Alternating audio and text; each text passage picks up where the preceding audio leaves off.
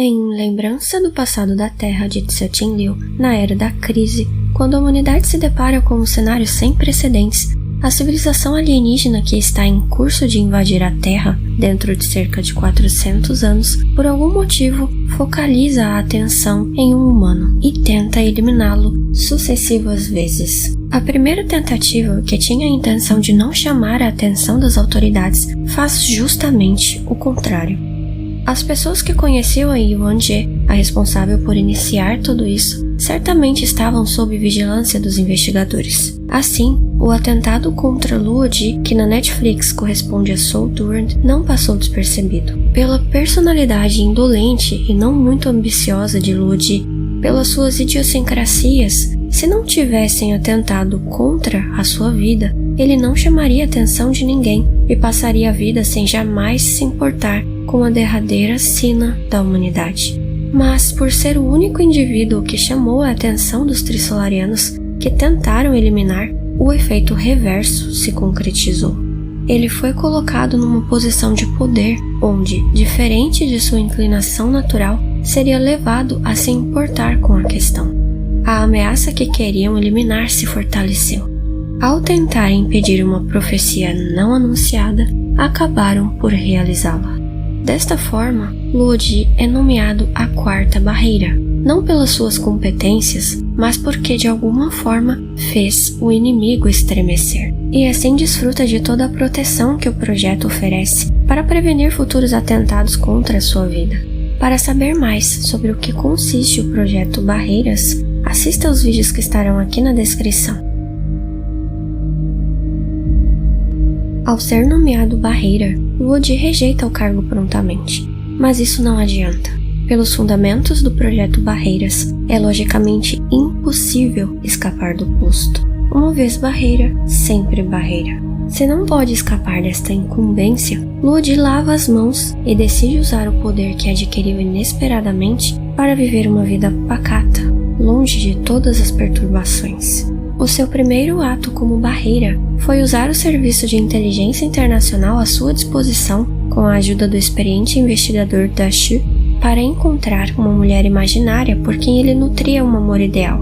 Queria encontrar dentre todas as pessoas da Terra uma mulher que tivesse exatamente as mesmas características físicas, circunstanciais e mentais que ele idealizou. Também queria morar numa casa ideal, num lugar idílico, o seu próprio Éden. No meio de algum lugar desconhecido, uma paisagem que ele costumava imaginar, que para não estragar a fantasia, não queria saber onde era. Todos esses pedidos estranhos foram atendidos com sucesso, e comparado aos outros projetos Barreiras, tinha um custo irrisório. E claro, não tinha qualquer justificativa. Luo Ji apenas dizia, faz parte do plano.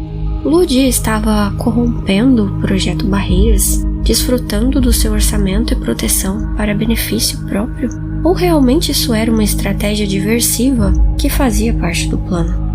Por mais que seja interessante pensar que sim, que foi tudo intencionalmente calculado desde o início, Luo Ji é apenas uma pessoa normal, suscetível a reagir de maneira não heróica. Era um homem simples, prático, que apenas queria viver a sua vida sem arranjar grandes preocupações. Ele não queria uma vida de grandes luxos e prazeres, apenas queria uma boa vida sem inquietações. Um epicurista nato. Diferente de como é divulgado, o epicurismo não é uma filosofia hedonista, ou seja, que busca o prazer sensorial imediato como o bem supremo, como uma visão materialista exacerbada. Se aproxima muito mais do estoicismo, numa perspectiva de lidar com problemas que são inerentes à condição humana de maneira serena, fazendo o que pode ser feito, se afastando daquilo que pode gerar sofrimento. Segundo o próprio Epicuro, quando, portanto, sustentamos que o prazer é o fim, não queremos dizer o prazer dos perdulários e aqueles que consistem em sensualidade, como é suposto por alguns que são ignorantes ou discordam de nós ou não entendem, mas a liberdade da dor no corpo e dos problemas na mente. Pois não é a bebida e a festança contínuas, nem a satisfação das luxúrias, nem o desfrute de peixes e outros luxos da mesa rica que proporcionam uma vida agradável, mas o raciocínio sóbrio, buscando os motivos para toda escolha e renúncia, e banindo meras opiniões que são função da maior perturbação do espírito. Como Epicuro diante do temor da morte, afirma: por que temer a morte? Enquanto nós somos, ela não é, e quando ela for, nós já não seremos. Se Lodi não estiver na batalha do fim dos tempos, por que se importar? Seria um temor infundado que não lhe dizia respeito. E se nada pudesse fazer, para que se preocupar? Já como barreira, Lodi dizia: vocês, políticos, bradam sobre a humanidade por qualquer motivo. Eu não consigo ver a humanidade, só vejo indivíduos. Eu sou apenas um indivíduo, uma pessoa comum, e não posso carregar nos ombros a responsabilidade de salvar toda a humanidade. Só quero salvar a minha vida. Por isso, como um epicurista autêntico, Lodi usa o poder que ganhou e que tentou recusar para levar uma vida plena. Ele não se interessa pelo que acontece aos outros barreiras, não comparece às reuniões, não vê os noticiários. No início, essa atitude atípica até foi vista como um comportamento realmente de barreira, pois não deixava pista nenhuma da sua real intenção. Mas com o tempo, o Conselho e as outras barreiras começaram a desprezar a atitude de Lodi e a escarnecer a sua falta de ação.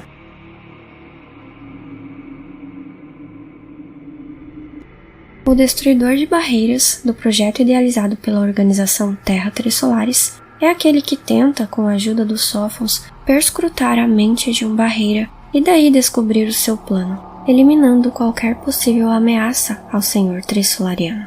Assim como Lodi, o seu Destruidor de Barreiras não estava fazendo nada, porque o Destruidor de Barreiras de Lodi é o próprio Lodi. Ele precisa descobrir o seu próprio plano. Precisa entender por que os Trissolarianos o temem. Qualquer outro humano que soubesse o que Lodi pode fazer, mesmo um membro da organização Terra Trissolares, seria também imediatamente uma ameaça aos Trissolarianos. Por isso, os próprios Trissolarianos admitem que Lodi é o seu próprio destruidor de barreiras. Lodi, a princípio, não sabia que havia sido nomeado barreira por ser um alvo dos Trissolarianos. Só soube no momento em que recebeu um ultimato. Sua mulher e filha foram levadas pelo conselho do projeto para hibernarem e despertarem na batalha do fim dos tempos, como uma barganha para que Lodi comece a fazer alguma coisa.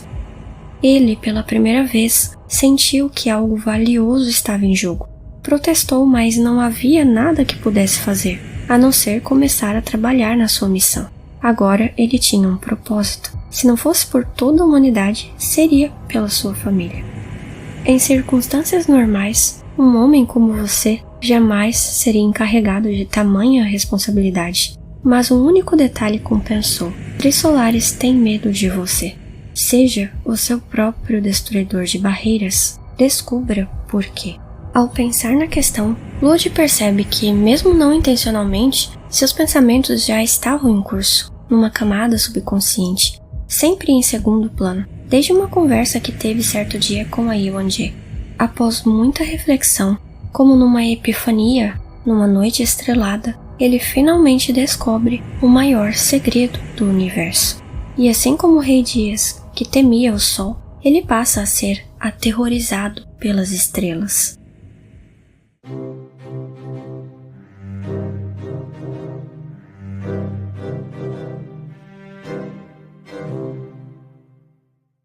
O plano é simples. Lodi irá lançar um feitiço nos planetas de uma estrela localizada a 50 anos-luz da Terra.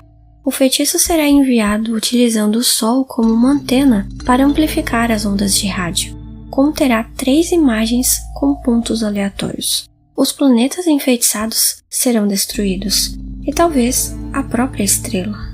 Enfeitiçar, hibernar e acordar quando os efeitos do feitiço forem detectados. Esse é o plano. Trissolares entram em alerta máximo.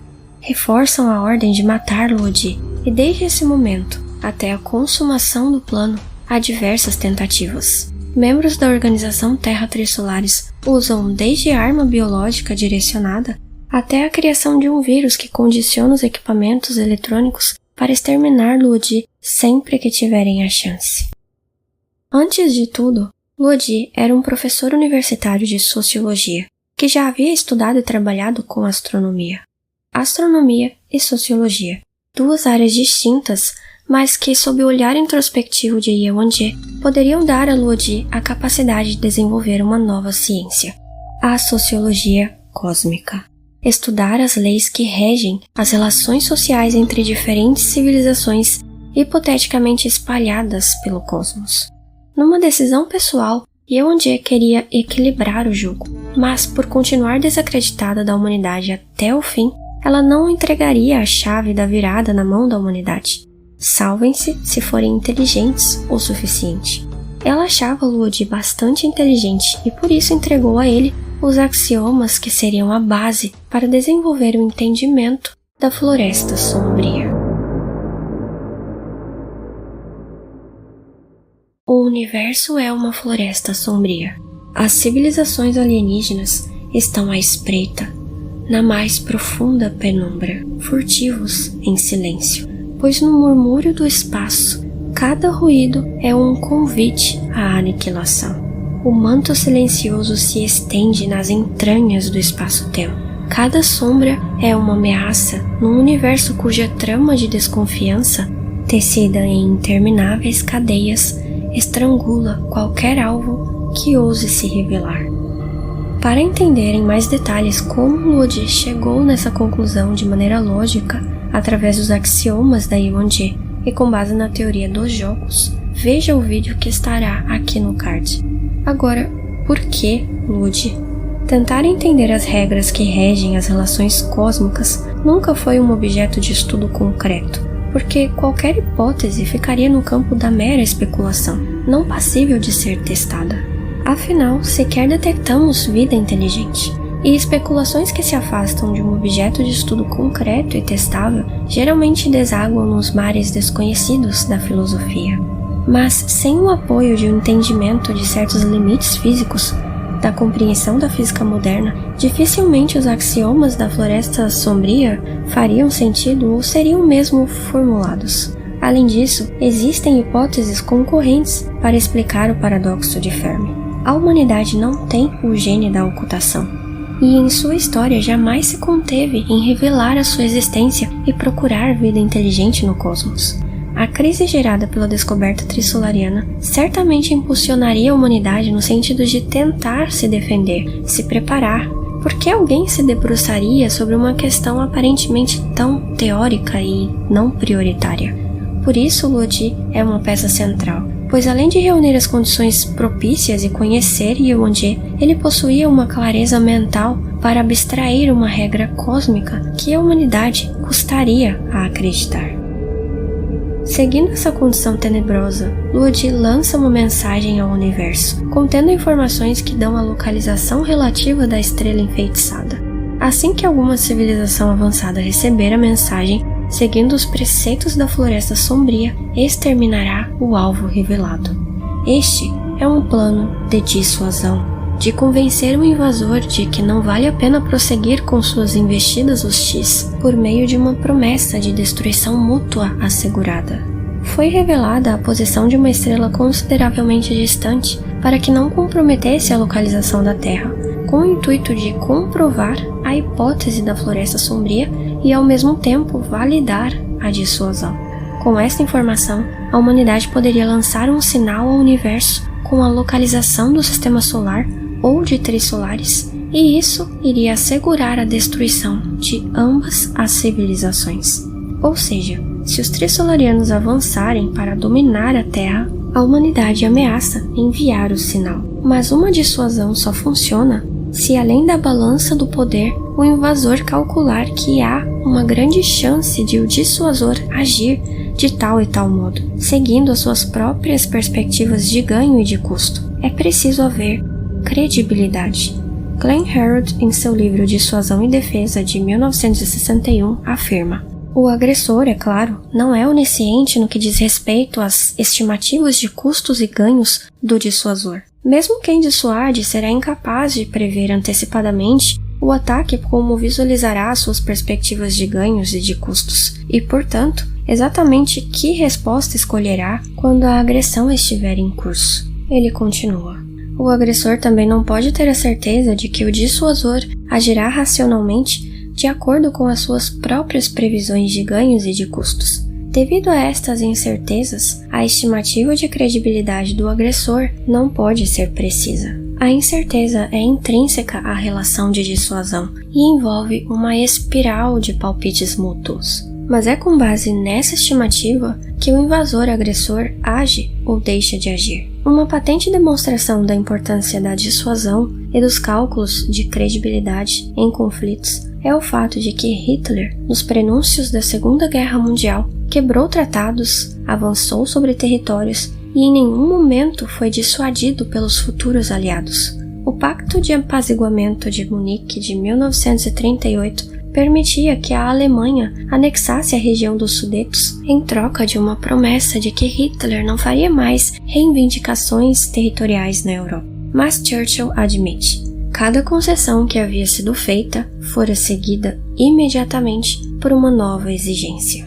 Quando estabeleceu tropas alemãs na região industrial do país, a Renânia, Hitler também calculou que não haveria resposta. Então, embora houvesse a previsão teórica de respeitar os pactos, na prática não havia a menor credibilidade no que fariam caso ele simplesmente desrespeitasse os pactos. A dissuasão falhou. Tudo isso culminou no início da Segunda Guerra, quando Hitler invade a Polônia, seguido de Stalin, pelas definições secretamente acordadas no Pacto Germânico-Soviético de Molotov-Ribbentrop. Fica a lição de que você não negocia de forma justa com quem quebra pactos, invade territórios. Você o dissuade com a ameaça bélica de igual ou maior poder. Você não oferece flores e faz concessões mil para quem te aponta armas. Logicamente, para uma política de acordos pacíficos funcionar em detrimento da dissuasão, o agressor invasor,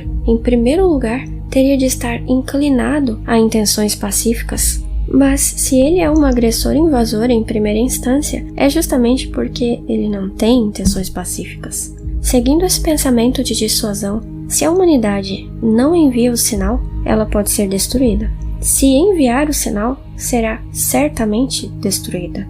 O risco de enviar o sinal para uma pessoa seguindo esta lógica será insanamente parecido ao de não fazer nada. Já para uma pessoa dócil, emotiva, enviar o sinal pode apresentar um risco muito diferente. Trissolares levará isso em conta em suas estimativas.